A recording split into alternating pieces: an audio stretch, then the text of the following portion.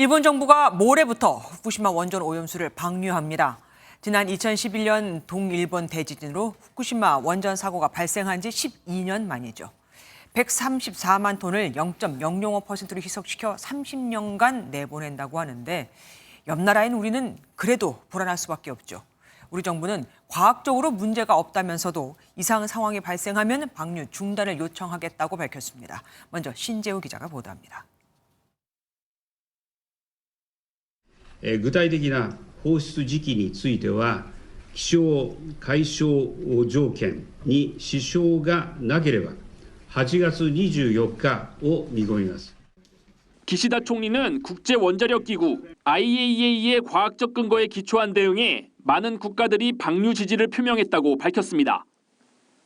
현재 원전구역 안엔 134만 톤이 넘는 오염수가 저장되어 있는데 하루 최대 500톤씩 바다로 흘려보내면 약 30년간 방류가 지속될 것으로 예상됩니다.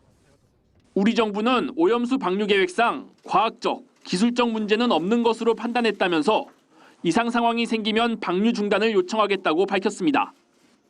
윤 대통령이 지난 7월 한일 정상회담에서 밝힌 3가지 요청 사안 반영 여부도 공개됐습니다.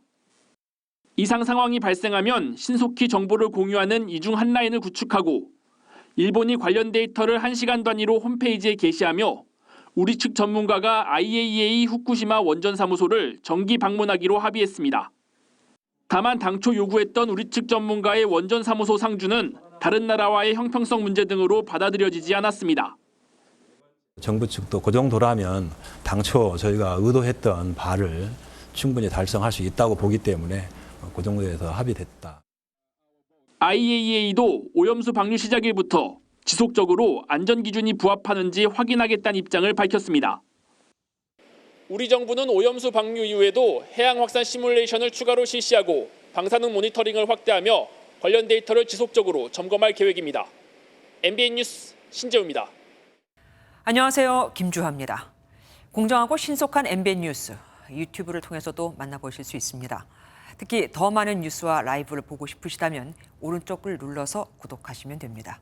어렵지 않죠? 빠르고 정확한 뉴스로 계속 찾아뵙겠습니다. MBN 뉴스를 시청해 주신 여러분 고맙습니다.